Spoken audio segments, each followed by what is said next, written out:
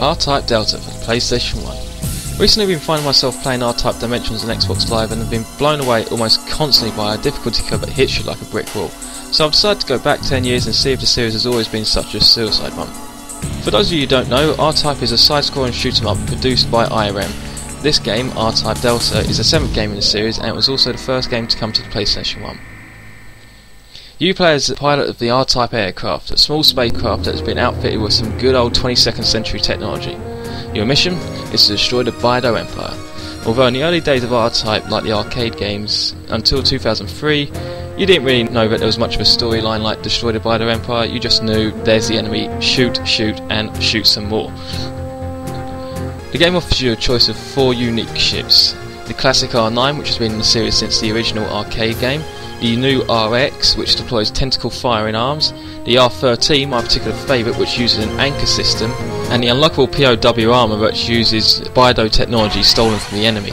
The strength and power of your ships is hidden inside your R-Type's force weaponry, a ball-shaped object that can be attached to the front or rear of your ship.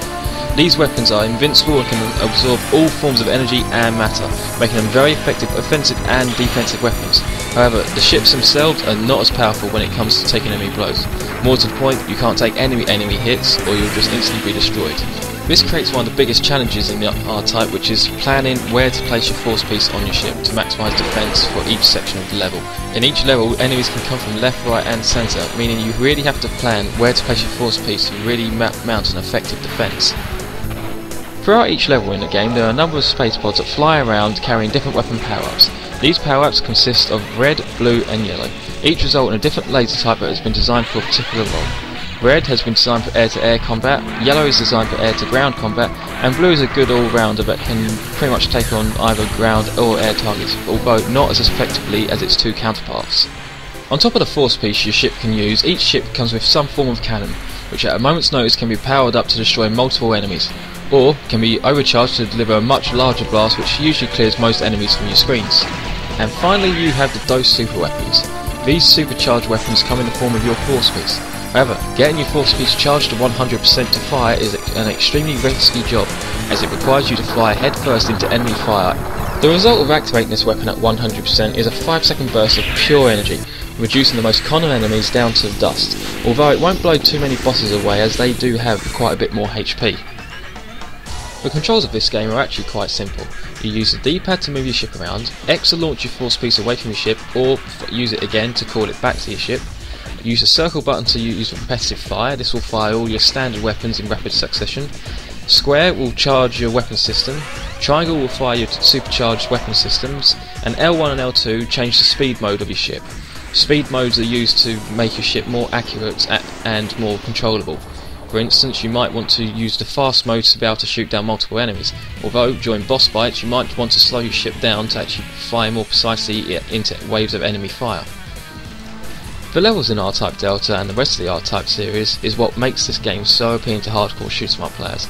It seems after playing the game for just 10 minutes my question of are all R-Type games this difficult was answered, as all my lives have been expended thanks to enemy weapons fire. However, don't go thinking all R-Type games are bad for this reason. In fact, it's this very reason that will have you coming back for more to test your piloting skills, as later levels in the game require a specific tactic to get you through to the next checkpoint, like taking a particular mission path or using a particular weapon set. The latter of those 2 requirements being the harder to achieve, as the game designers are not afraid to throw more than one power up at you at the same time. This means you really have to choose which power up to use, otherwise you may find yourself facing too much enemy fire. One mission that always stick out in my mind will be Mission 3, where you take on a god-awful monstrosity of a 4-legged walking machine. Your target is the exposed hard points of armour and weaponry, without becoming a pancake under this giant's feet. This mission was generally quite challenging and always gave me a good fun fact when it came to taking on the final boss. As far as graphics go, this game is the 3rd most recent in the R-Type series, the other 2 being on the PlayStation 2 and the PlayStation Portable. And honestly, for a game that was released on the PlayStation 1, I think this game looks great, the levels in particular being really well designed. So, is R-Type Delta worth digging around in your local bargain bin for? Well, if you're a fan of the R-Type series, chances are you already have this game, but to the rest of the gaming market, I unfortunately have to say no. There are far more better looking and better developed versions of this game out there, and with the lack of multiplayer, this game really does fail to compare to the recent release of Xbox Live Arcade's R-Type Dimensions. If you want a true R-Type game with value for money and a better replay value, then I have to recommend R-Type Final on PlayStation 2. It may only be one player, but it's got the best graphics of the entire series so far, and with the number of ships increased to well over 100 and each of them being able to be customised, this R-Type is far better than any of the other R-Types ever seen so far.